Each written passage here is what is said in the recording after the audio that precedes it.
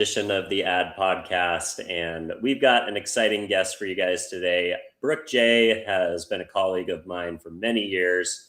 Met her originally on a business trip to Chicago. We had a nice lunch at the Soho House, and we've stayed in touch throughout. And she's got an amazing career in the experiential marketing world, and thought that she would have some great value to add to the audience, and especially as we're moving into this world where the more AI kind of takes over the internet, I think the more human beings want real in the real world, and real in their media. So you see this people collecting VHS, people collecting tapes, people collecting vinyl, people the real world is more important than ever for marketers. So I think this will be a really fun conversation. So before we kick that off, I will go ahead and give you a little bit of her bio. So Brook is the founder and CEO of All Terrain Collective, widely recognized as the first female-founded experiential marketing agency in the United States. With over 25 years of industry experience, she is a pioneer in shifting brands from shouting one-way advertisements to creating authentic 360 consumer encounters. She co-founded All Terrain in 1998, inspired by the guerrilla marketing tactics she witnessed at the 1996 Atlanta Olympics. In 2017, she evolved the brand into All Terrain Collective, a hybrid model designed for a modern tech-empowered consumer. She has led strategic campaigns for global giants, including Nike, Ferrari, Airbnb, GM, and the Cosmopolitan of Las Vegas. Brook is known for cracking the code on experiential ROI, developing data-driven systems to track a customer journey from initial brand activation to a final product purchase. She began her career in film and event production after a clandestine meeting with a neighbor led her to work for the French hotel group Hotel Sofitel. Brook operates on the principle that to build brand loyalty, agencies must act as cultural anthropologists, understanding deep consumer behaviors and hero pain points rather than just providing dazzling visuals. Under her leadership, All Terrain was included in the 2023 IT List as a top 100 agency in the U.S. Beyond commercial work, she is a dedicated philanthropist, notably co-chairing Paws Furball, a leading community health initiative with Aetna. She is currently working on a book project with her mother, focusing on the evolution of experiential marketing and personal growth. Brook, thanks so much for coming on. Appreciate you spending some time with me, spend some time with the audience, and walking us through your career and your story. Well, thank you, Dylan. I'm glad our possibly non-boozy lunch. I don't know if that was a liquid lunch, but I mean, we became stage 5 clingers with each other. So I really am glad that we've been able to stay connected. I'm so proud of your, this podcast has really taken off, and it's taken you all over the world. And I love watching it. So thank you for having me. Appreciate that. Excited to have a conversation with you about my favorite topic, experiential marketing. Let's go. Well, I'm a big fan of the real world too, so I'll have a lot to contribute, hopefully. All right, so I walked through a pretty extensive bio for you, but why don't you take me back to the beginning? So where'd you grow up? Where'd you go to school? What'd you study? And how did you get into the industry? I think we have a little bit of a cliff note there with the clandestine meeting and starting off at Sofitel, but be curious to hear it from your point of view. Yeah. Well, I grew up outside of Chicago, the first suburb outside of Chicago, which is Oak Park River Forest. And I went to school both at Southern Illinois. There's a long story about how I wound up there. I was supposed to go to school in Paris, but I did eventually wind up in school in Switzerland, where I was studying international trade and finance. Finished my degree back in Chicago at DePaul. And yes, that clandestine meeting with our neighbor, Cindy Johnson, was the way that I wound up in the business. So, yes. I love that. So tell me about, getting it, like, obviously you studied something very different in school. What was it about, the early days? It was hospitality, right? Coming into a brand like Sofitel. Yeah. What was it that got your excitement to kind of, take that on as a first step? And what was it about that first experience that kept you in the industry for all of your career? It is, as you called it, a clandestine meeting, and those are those moments that change your life. Um, when I was 17 years old, this woman rolled into River Forest. Her name was Cindy Johnson, as I mentioned. She showed up with a red Viper, and I saw like a pink leather couch rolling off the back of her truck. She moved in next door to us, and I was like, "What is this?" She felt like she just felt like possibility to me, right? She gave me my first job. I was a hostess in a French restaurant in the Sofitel, which is, if those of you who don't know, it's a French hotel chain owned by a company called Accor. And suddenly, from that moment of me being, front of house at a French restaurant, I was exposed to this whole different world. There was like incredibly famous people coming through. I was part of conversations that, of course, as a 17-year-old, I never would have, and just parts of experience. And that's the first time that I really understood what hospitality was about, how you make someone feel seen and welcomed and part of something.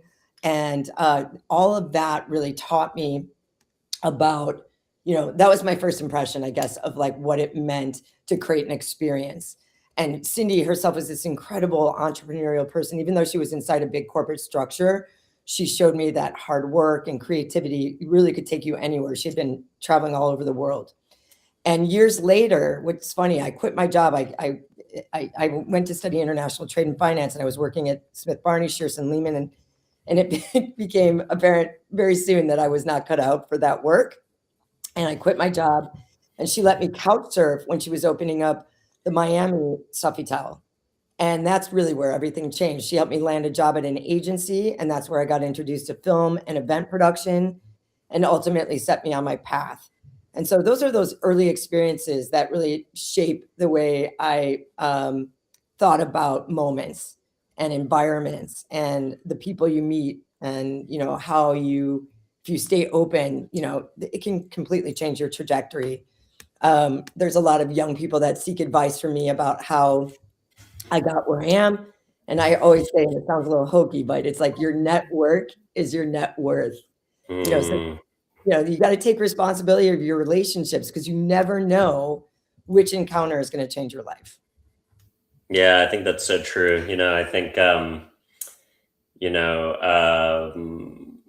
always try to be open-minded to take any meeting that I can, as long as there's, space in my calendar. I do make it on my terms. Like, sure, I'll have a coffee chat with you. If you meet me down the hill at the coffee shop that's 5 minutes from my house, I'll get on the phone with you as long as it's on my schedule. Because, the more you help people and the more you kind of, 100%. pour into putting in like good energy out there, I feel like it does travel back to you. Those people might have important jobs someday, or more importantly, it's just the right thing to do, 100%. It's because of Cindy and all the people around me during that time that now I make space on my calendar twice a month to take informational interviews from young entrepreneurs or students, because exactly to your point, you just never know how the world will turn and who's going to be the person that's making decisions about your next business deal. It's the way the world turns. I love it. All right. So in 1998, you were inspired by a guerrilla marketing tactics that you saw at the 1996 Atlanta Olympics. Be curious to hear a little bit about what was it about those tactics around that Olympic campaign that really inspired you to say, look, this isn't just a campaign. This is a tactic. This is a channel. This is worth investing in an agency that really thinks about marketing in this way. Yeah. In 96, I was a lowly production assistant at the 96 Olympic Games in Atlanta. It was the first time we were inside the athletes village, which was Georgia Tech. I saw Champion activating there. It was the first time I ever saw anything like that. It was a very simple activation, 30 by 30 booth with cubby holes and t-shirts. And each t-shirt was a flag of a participating country and a lockup of the Champion logo with the Olympic 96 logo. And we watched from our production trailer every day, all day, everybody from the athletes to the major talent that we brought in, We were entertaining the athletes of the games at the time. To people that worked at Georgia Tech come in, pull their shirt, and then above the booth it said, if you want to take one, you have to give one. And so there were Sharpies, and I watched people, write something to each other and exchange the shirts. People came back day in, day out. And it just occurred to me that these people are taking these shirts home and unpacking their stories of their time at the Olympic Games through the narrative of this experience. And I thought, wow, how do we do that? How do we, show up in stride and provide value for somebody like that, and like let the consumer tell the story through the brand lens. And so that led me to quit my job where I was and start All Terrain. So it was like the moment I was like, we've got to figure this out. And experiential wasn't a word, at the time. And so we really left with a totally different idea of what we were going to do, which is always the case with entrepreneurs. We were going to start a webisodic show called All Terrain Johnny that was really about branded content. And while we were doing that, a lot of brands found us. Yeah, that's really cool. I think you're so right about the context in which, a consumer can encounter a brand in the real world that has some kind of element of like play or interactivity or challenge, or like I love that example of Champion where it was like there was some like not really cause marketing, but it was like more like behavior marketing, like for lack of a better word. Like, hey, like this, we want to give you this thing, but all we ask is that you pay it forward. And there wasn't a tracking mechanism to it. It was a word of mouth igniter, but doing it around something that isn't hokey. It's not like, hey, you win points for getting people to click on your link or whatever. It was like authentic, genuine, feel good, word of mouth marketing driven by this like pay it forward idea, surrounded by one of the most important moment in sports which was the Olympics, where like I always say, like, I've been steeped in travel media for the last year and a half. And when I experience a brand, when I'm either on vacation or traveling for business, it's a different experience than when I experience that brand, on the internet in a banner ad or in a YouTube ad, or when I see a billboard even, it's like you're having an experience with a brand around the context of making memories with your family, or making memories because you're getting to do some type of exciting business travel. And that association with that brand will always bring you back to that moment. And that's why like experiential is so powerful. It is. It's very powerful. And yeah, we left the Olympics. I had a business partner at the time. There's so many funny stories about how George Clinton from the Parliament Funkadelic was part of our decision-making to quit our jobs, but we can save that for a whole other day. And we came back to Chicago and took that like momentum, to really start thinking about what the next wave of brand and consumer experience would be. And yeah, we came back at, I think you had asked me another time, like how did we start having those early conversations, when we were basically, a little bit rudderless as young entrepreneurs. We were really young, and I think you had asked me earlier on in this conversation about how did we start selling the idea of a moment. And that obviously we were very inspired by what we saw at the Olympics, but we were young. And, I guess you would say I grew up in Chicago. I grew up with all the cool kids. There are now all the people that own the hotels and restaurants and everything like that. So we were the influencers of our era. And so when we started All Terrain, we didn't really know what we were doing, to be honest with you. We set out, as I mentioned, to create this webisode show. So we weren't really setting out to sell experiential, but while we were trying to stand up this idea of this branded content, we were throwing parties, we were curating scenes, we were bringing all these like really cool kids together. This was the era when Schwimmer and Jeremy Piven and John Cusack, we all kind of grew up in this scene in Chicago, and All Terrain was like right in the middle of it, creating these wild parties, and the brand started coming to us. At first, it was like clients like Bacardi and Anheuser-Busch, and they wanted to plug into what was happening. And they saw it all as if they showed up in the right environments with the right people. It just didn't build buzz around their brand. It drove sales. And that was the beginning of us really understanding how experiential could work. But we were still pretty loosey-goosey, if I can be very transparent. And then General Motors found us at one of our events, and it changed everything for us. They approached us and they said, "We like what you're doing. You've got these amazingly interesting people lined up around the block to sit in one of our cars. Can you be in Detroit and next week?"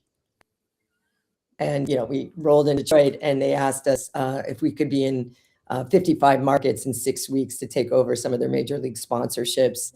And of course, at that moment, you're like, of course we can do it. Yeah, we'll figure that out. For sure, no problem. So, but within weeks, we had to evolve from being these like culture creators to like really strategic partners. We had to scale systems. We had to translate that same energy that like was driving us with this like cultural relevancy into corporate environments, and bringing the GM brands to life through these major sponsorships and street level campaigns. It was wild. And it really showed us, how business was done. It was a big shift for us. And we went from selling access to culture to providing culture, to corporate America, in real life, and then figuring out how to drive results and sales through that as well. So major shift. I think that it was definitely a life changer for me. I think that segues easily into the idea of cracking the code on ROI for experiential. For a long time, experiential has gotten, I wouldn't say a hard time, but most forms of media that is harder to measure, whether that's outdoor or whether that is radio or whether that is linear television, or any of the other things that don't have direct one-click attribution or a way to attribute naturally in a digital purchase funnel. Developing data-driven systems to track consumer journeys from a brand activation to a purchase is, of course, the holy grail of experiential marketing. But I think about the way in which people buy something like an automotive purchase. Really the goal is to drive test drives, right? Like there's nothing that's going to put consideration in the mind of the consumer more than sitting in a car and driving it around and feeling not only how does it handle and what is the experience of the luxury of the interior and how tech enabled is it, but it's like, that's why there's rental car fleets that give away the cars almost for free. That's why, when I went to the experiential activation at South by Southwest this year for Rivian, I was like, wow, I've never thought about owning an electric truck, but damn, this thing looks pretty awesome on the interior. I could see myself in one of these. Or, even getting a ride from a friend in a Hyundai Genesis, and thinking that Genesis were kind of like not super fancy, like they were kind of like a tier 2 luxury car, but then you actually ride in one and you're like, wow, this is pretty comparable to a BMW experience. How do you drive that, that data-driven purchase path, but also how do you explain to brands like sitting in a car is so much more valuable than watching a YouTube ad or seeing a banner or even seeing like a movie trailer or something like that? Yeah. Well, we can track sales. I mean, especially in the automotive world, the GM, as we just talked to, kind of like put us on our trajectory, really taught us a lot about this topic, and what we learned is that, the way we think about it, it's pretty simple. You got to meet the consumer in stride and offer real value. And that's the beginning of it. So that might be something simple the relationship starts with like a co-branded item. So like for us with GM, we were at all their Major League Baseball and soccer and some of their hockey games all around the country. And so we would build these co-branded items that are something useful in the moment if it was like a festival. And there was always like an exchange, but it was not in a transactional salesy way. It was an opportunity. People were obviously fans of like the team or the moment or wanted the swag. But it started a conversation with someone who was part of the exact same experience we were standing in with the card. So and then we trained our teams to really read the person. So in front of them and tailor the interaction. So we would want to have these really authentic conversations. So like if a dad walked up with a kid and we were talking about the car, we talked about safety and reliability. And if it was a younger buyer, we would be talking about performance. And so from there, we would create this like clear path to action. So we build the incentive into the next step. So with GM, because the point was to get people to retail, we would give them an incentive. So while we're talking, we had some great dwell time. Dwell time is really important because you really get an opportunity to have an understanding of what is important to the consumer. And we were like, now think about BAs are actually funneling this information into a major corporation's sales force, right? Wow, wow. So you're almost like you're like the car. You're almost like an extension of the guys that are on the car lots, but you're out in the wild, so to speak. You're not. 100%. Yeah. And it's funny because like the way you talk about your field reps, you talk about them like in the context of like this is how salespeople should act, right? You're like you're the first touch in the sales journey.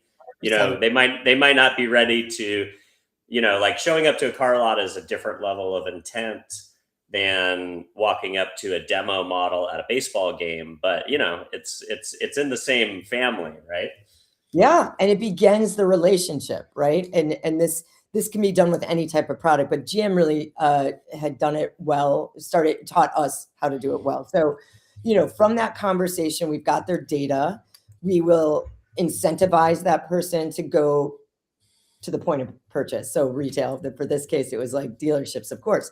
And so that incentive could be a gift card that you only get activated for, you know, anywhere between 150. It could be depending on the brand's value of a test drive. And so if the consumer that we met at the game would go to the dealership and open that gift card, we are now tracking that interaction. So now they're there. And, you know, there's a high probability of people buying a car or buying a product once they've had it in hand or in the trial mode. So, so we would create offers and QR codes. In these days, we make QR codes, anything that's trackable from the time we meet somebody at an experience that can be redeemed either online or in specific environments. And so that's where the measurement becomes real.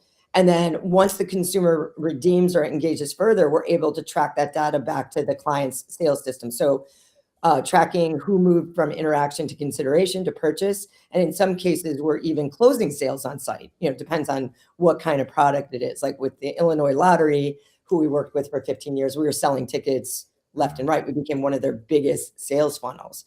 But the key is it only works if the marketing and sales team are fully connected from the start. And that happens so rarely in the world. It's like church and state, right?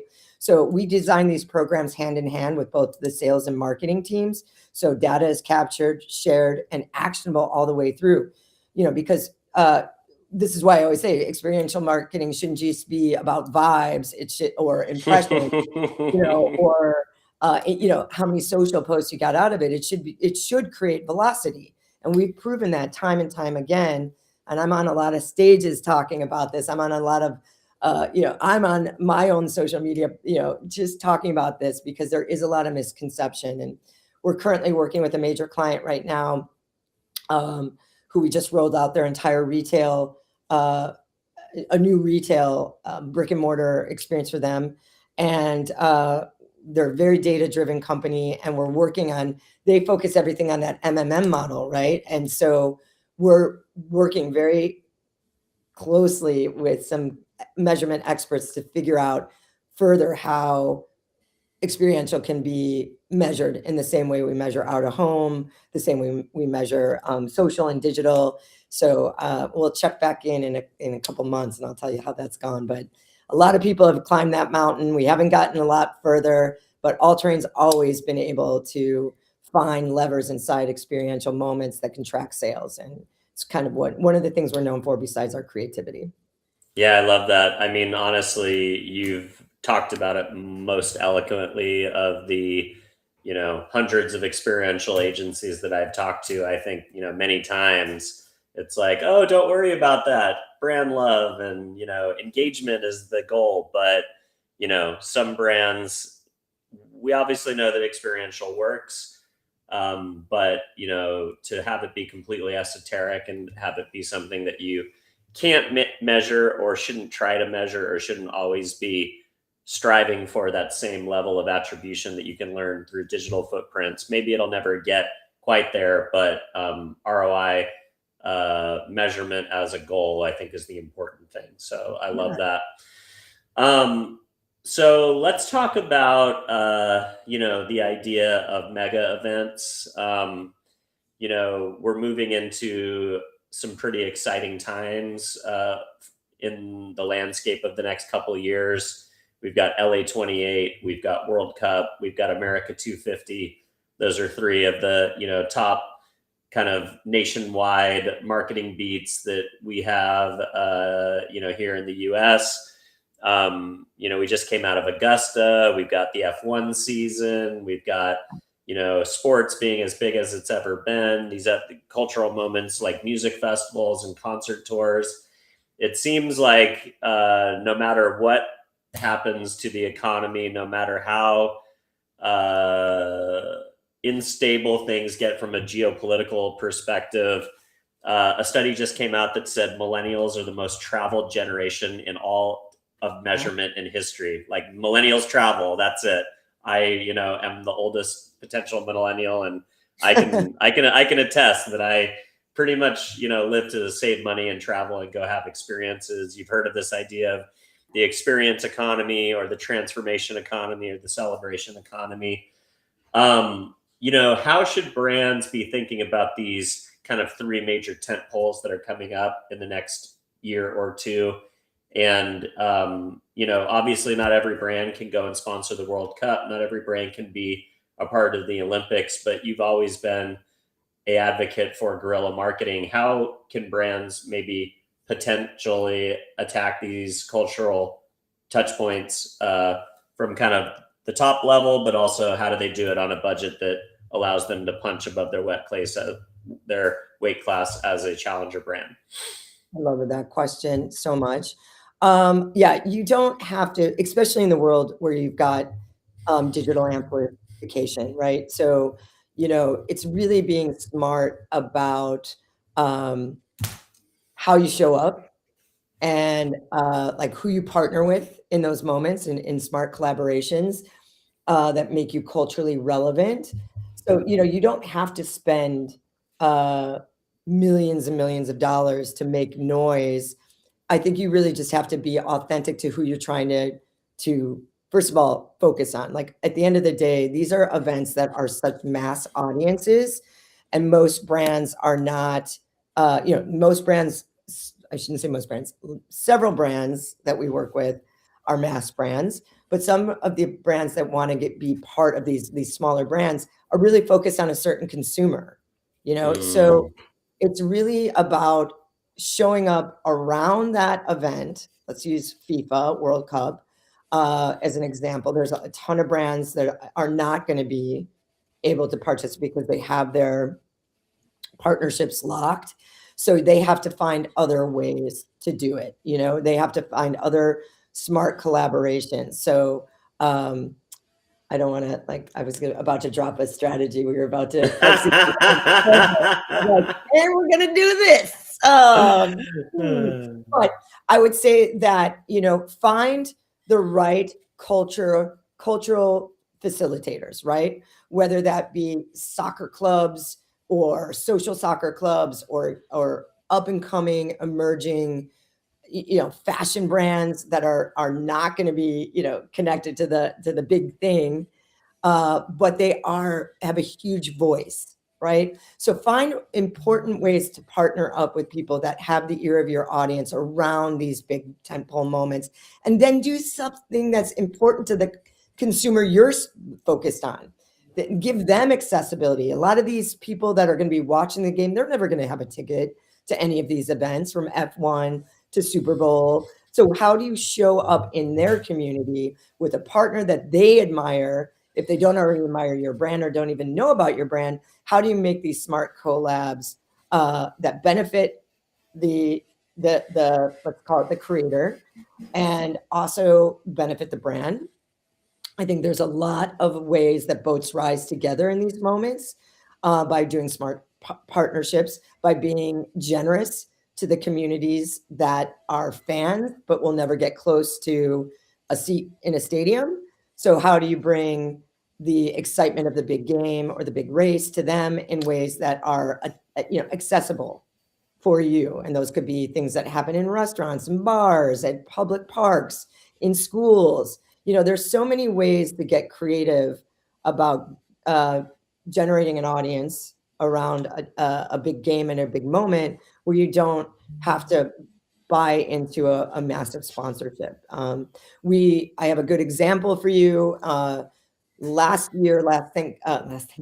St. Patrick's Day, we worked with Heineken, and they were trying to do something around St. Patrick's Day, which is like, the Olympics of beer and out bev.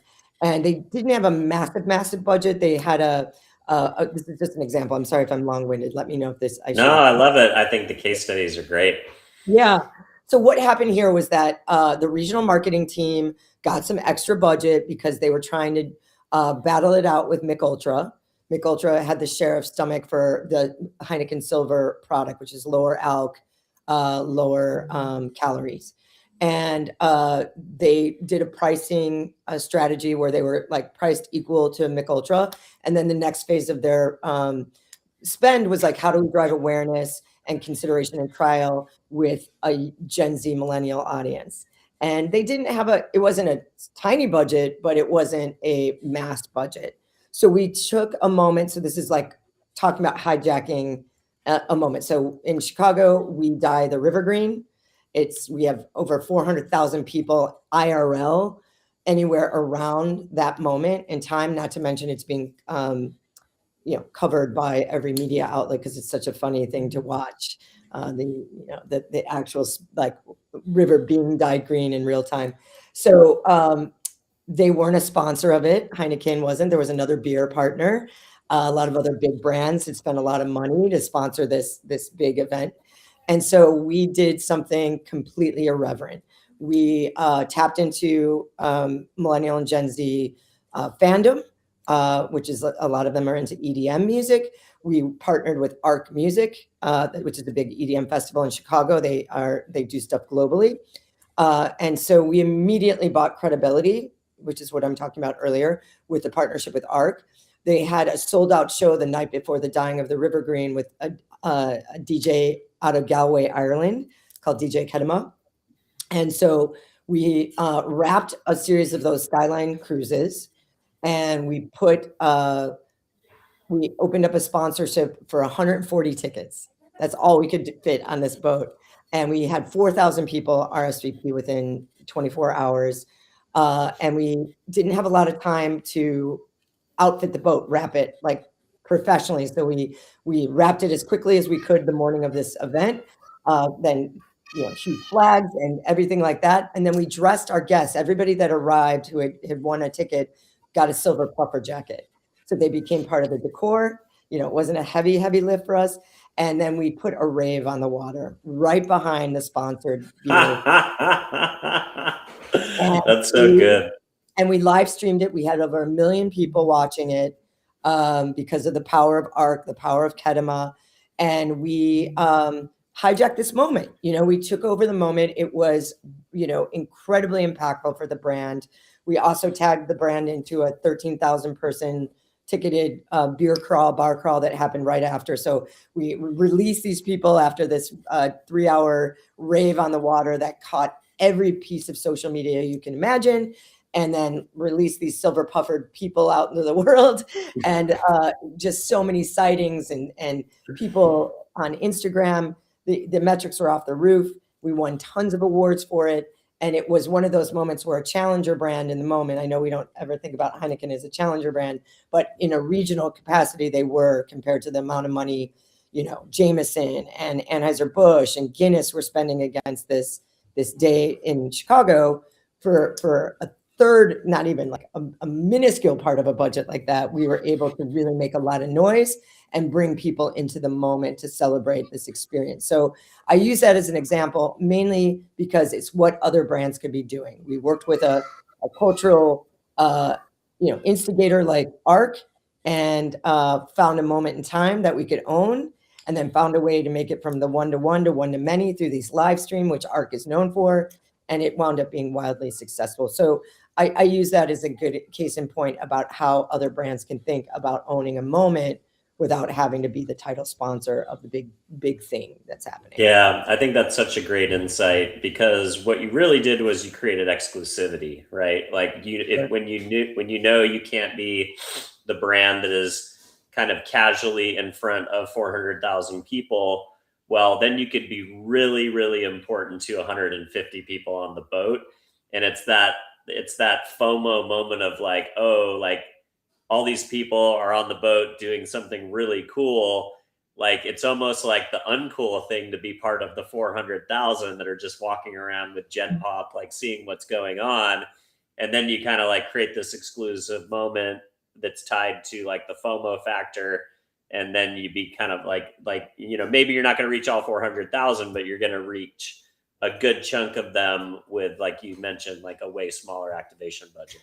Yeah, and we were giving back to the community. Those 400,000 that were on the river walks and on the bridges, we stopped and we were performing to them as well. Yeah, so you were engaging with them as well. Yeah, we were throwing. They were, we're throwing beads and they were throwing things back to us, and it became like a big engagement. But we basically would pull up on a huge crowd on the Chicago River and like play to them. So not only was there a dance party going on in the boat, but all of a sudden the Riverwalk became a big dance party. So it's like littler things that could become much bigger. And then obviously through the magic of social media and having a partner who has clout and great reach like ARC, we were able to really expand the reach of the program. It's funny, one of the girls that works at All Terrain was in a party in New York a couple of weeks ago at a house party. They're like 28-year-olds, and they had that live stream on in the background as just the music of the night for their party.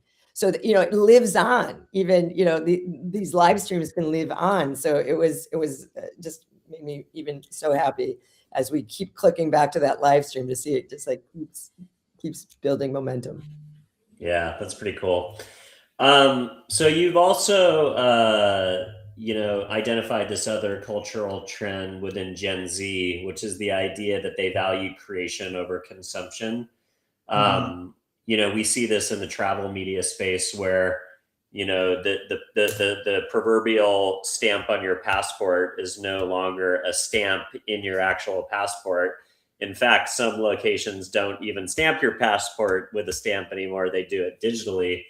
But the idea of the digital passport stamp is the Instagram reel that you put on Instagram that memorializes the fact that you traveled to this cool moment in culture or this cool location, forever. The area of the branded photo op is fading in favor of more authentic creative stations where guests get to build digital artifacts that are essentially take homes. How can brands create these moments of authorship versus consumption without it feeling like a staged moment or a transaction? Yeah, I think that's just leaning into the passion of your crowd, right? Into the audience. I think Pinterest just did a great job of this at Coachella. They had almost like a photo-free zone where anybody that got access to their footprint there was like making stuff, things that you could put in your hair. I don't know exactly what was going on inside there, but I was proud of Pinterest for analoging it a bit in the moment, which is such an Instagrammable feast, lack of substance to some degree at Coachella. Here's a brand that like took people's phones, put them down, and asked them to make some stuff, right? And people were thrilled to do it. So I think to make it authentic, it's got to be like relevant to what the brand is about, right? If it's a food product, if it's if it's a service, you have to really think about what's the analog thing that will connect that core memory back to the brand. And then what's the takeaway for that, the keepsake, right?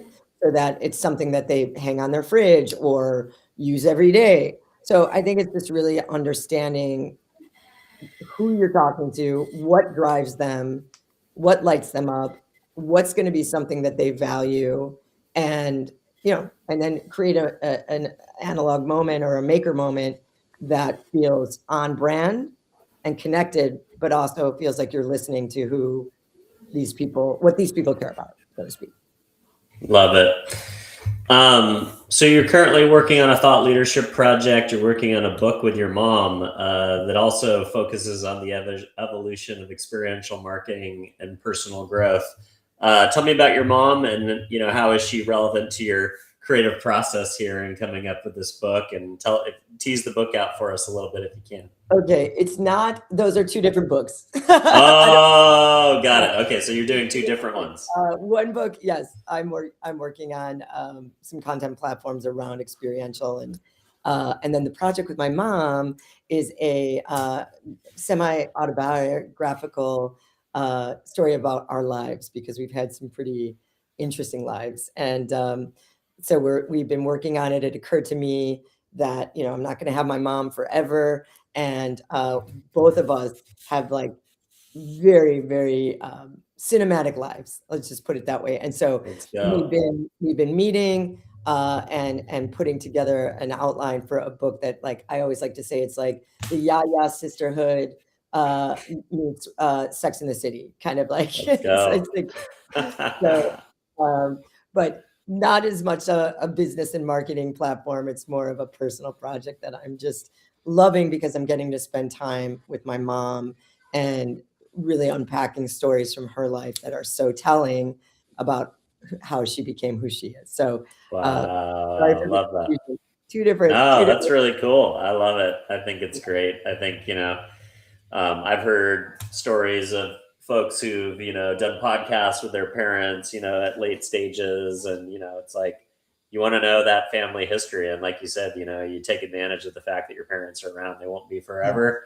Yeah. And, however you're able to capture that memory and that experience of kind of going through the family tree. I think that's why I like these, these apps like, can't think of the name of it right now, but the ones where you track your family. Yeah, Ancestry. They're fascinating. Storywell. Yeah, yes, they're very fascinating. And I think, again, it's a sign of the times that people are trying to understand purpose and meaning and get out of their phones a little bit, and really honor life, how we got here. I really sometimes miss the days. I probably sound like an old piece, but of when social media wasn't around and we were more present with one another. But now we have to find new ways to make authentic connections. Yeah, well, you do see the trend of digital detoxing. I leave my phone in my office at night. So once my family kind of calls me to dinner, I leave my phone in the office. I still have my watch on, so I can kind of like see what's happening. But, like at least I'm not grabbing my phone unless there's an emergency. And I did, for a period of time, I did leave my phone at home on Sundays, just like no phone on Sundays. Even as a map, because a lot of the cars have maps now too. And, Yeah. the first week it was like horrifying and liberating at the same time. And by the third week, it was actually something that I really look forward to. When I started my business, I had to give that up for a little while just because, as you know, Sure. as an entrepreneur, you kind of have to be always on, at least for the early days. So, but yeah, I think, you hear some stories about high schoolers right now that like they're deleting social media from their phones and stuff. It's crazy. I think it's telling, and the pendulum always swings, right? And now we're back into the experiential economy, the experience economy.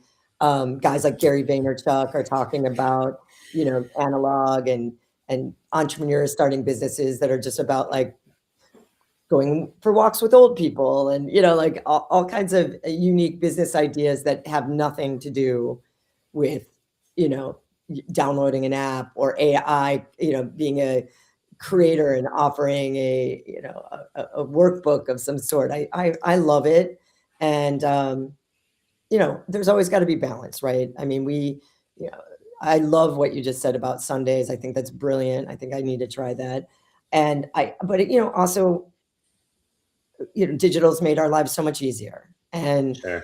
we move faster, and we are able to um, get more things done with it. So there's just like, where is this? The idea is like, we can't deny we live on our phones. They guide how we discover and navigate, as you just said, and share almost everything. So, every IRL experience that we're doing right now always needs a digital leg. It's just the reality of it. But for us, digital should amplify the experience, not compete with it. I love that. All right, so we made it 46 minutes in without talking about AI, but since you brought it up, you've talked about using AI as the quiet co-pilot versus replacing humans or leading strategy.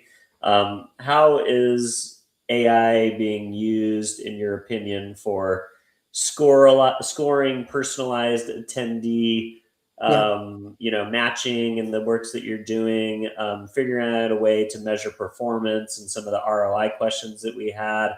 You do see an interesting use of AI. Last year at Cannes, there was a lot of personalization of experiences. Yep. So you would go to the Amazon port, you would do a little, survey, and then it would spit out a unique fragrance that was matched specifically to your tastes and likes. Or you would go to the IMDb booth, and you would again, give it some data about yourself, and then it would create a custom film, and you'd walk in a room of one and see a film that was made just for you.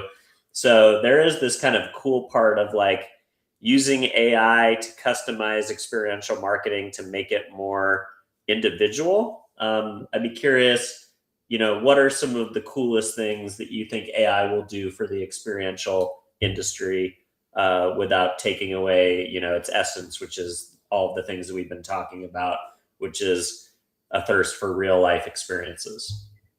Yeah. I mean, we're doing some cool stuff with AI in the brand to consumer space, like creating custom merch, like on the spot. Some of That's the cool. like wearables, and you show us a picture of your dog, and then tell us about your favorite day in the life, and it's like your dog and you in space, whatever it is. That's cool. Well, one that I'm thinking of, like I was at a Bush's Baked Beans activation at Expo West, and they had a place where you could get a apron Mhm. custom stenciled. So I got mine for my wife, and it's like, I love beans, and it's like a funny apron, and like every time I see her in that apron, I laugh, and it's like I'm brought back to that moment. So yeah, Perfect. That's a I feel perfect like that example. customization element is key. That's cool. But for yes, and I love that, and I do think that really, she's wearing the apron. Like Yeah. normally you would have brought her home a branded apron, and she'd be like, out of here. Right. So Yeah. It has to be great quality. It has to be something that people want to actually like. It can't just be like a throwaway. It can't be junk that just goes in a landfill. It's got to be like no, useful and high quality. no, yeah, 100%. I agree, and I'm aligned. What I love about AI is really the back of house usage for us.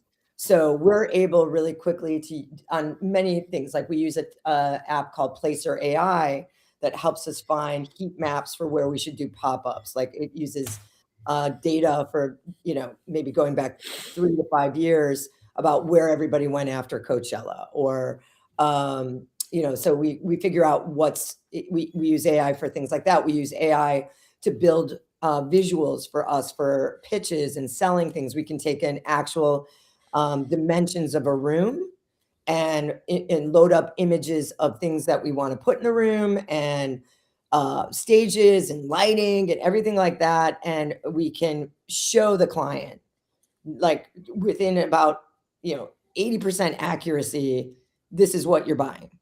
And we didn't have to spend a week rendering it and thousands and thousands and thousands of dollars rendering it out. We can just show them. And so that's been really helpful in like communicating creativity.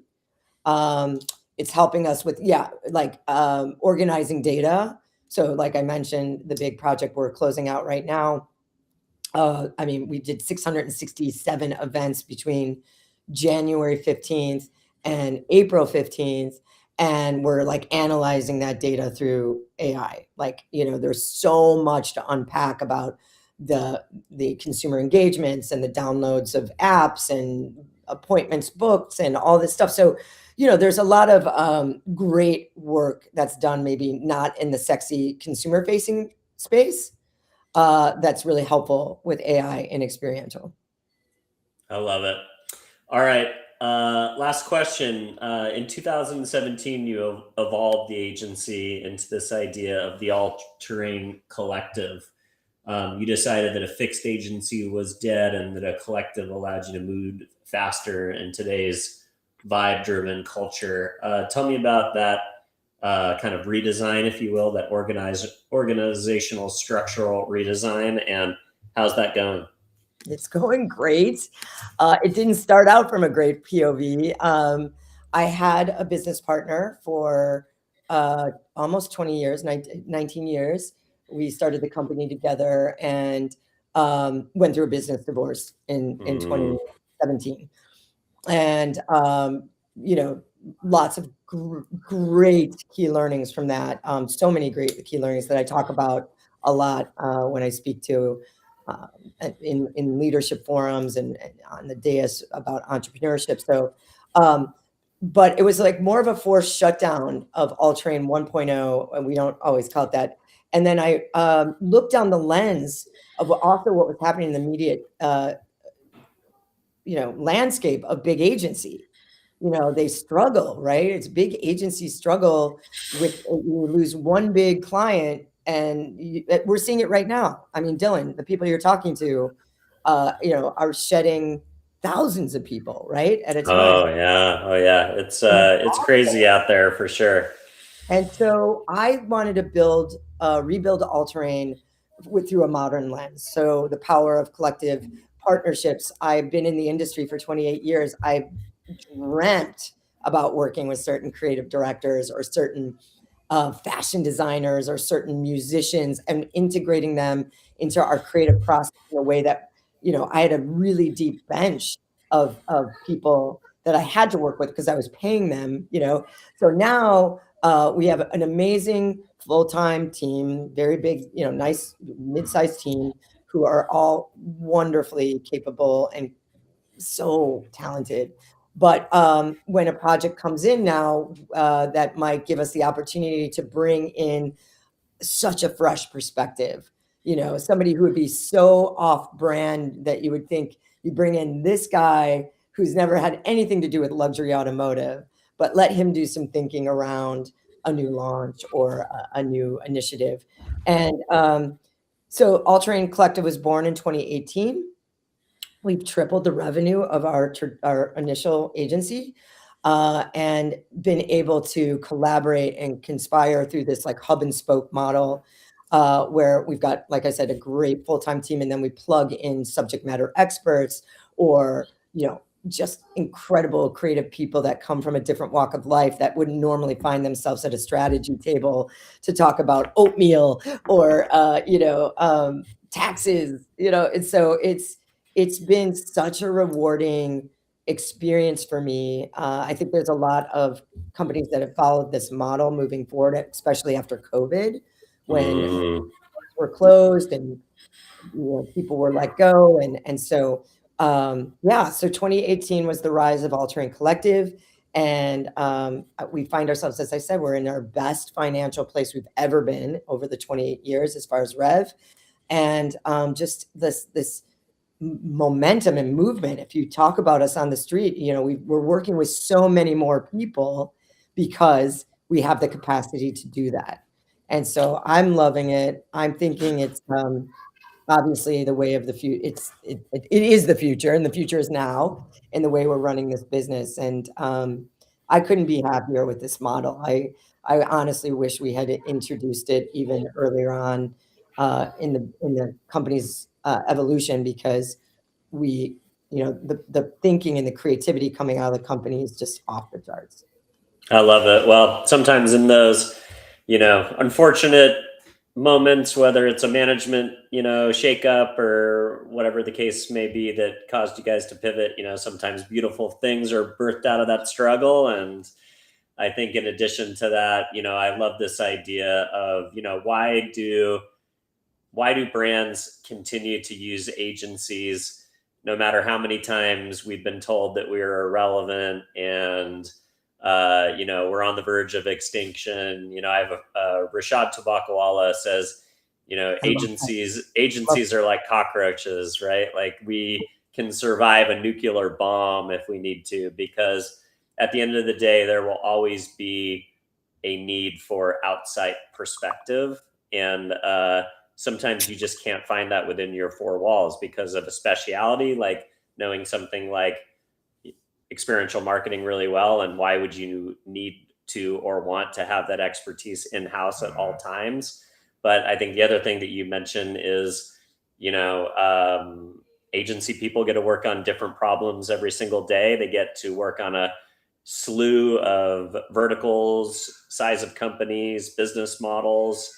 And that's why I think some of the best talent go to agencies, because they want to always have that opportunity for curiosity and stimulation. And no diss to our friends in brand management and who spend their life in service of particular verticals or particular brand, because that's a very unique skill set too.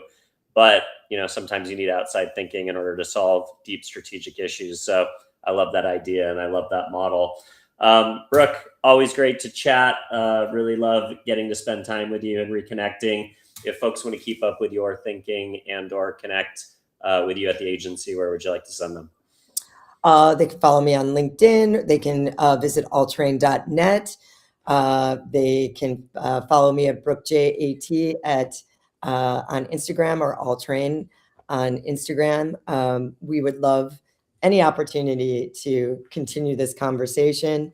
Dylan, I find the work you're doing fascinating. I appreciate your comments about agency and the opportunity that when life gives you a big pivot, how it can be such a great fit. So let's keep championing all of those things. I love it. Well, thanks again for your time. And for those of you at home, if this is the first time you're seeing the show, don't forget to give us a follow or subscribe. A honest review on whatever podcast platform you might be listening on is how we find a larger audience organically. And if there is a brand out there that wants to take advantage of these cultural moments coming up in the next 2 years, now's the time to start thinking about it.